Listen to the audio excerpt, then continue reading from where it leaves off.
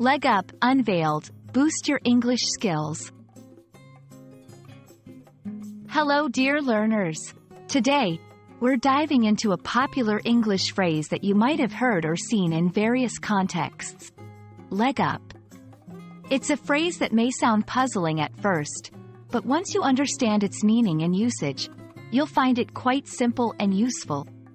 So, let's unravel the mystery behind leg up. Originally, the term leg up had a very physical meaning. Imagine someone wanting to climb over a fence or mount a horse.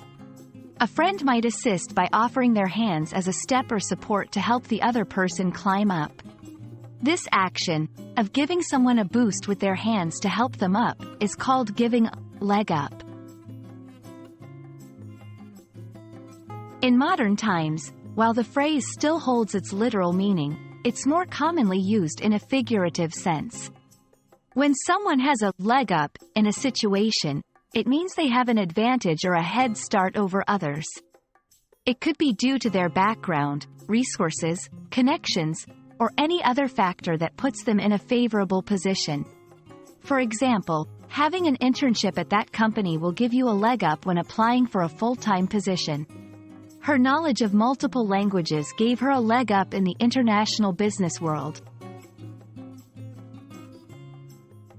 1. Context matters. The phrase can be used both literally and figuratively. Ensure you're aware of the context to avoid confusion. 2. Pairing with verbs. The phrase often pairs with verbs like give, have, or get. E.g., she gave me a leg up in the industry.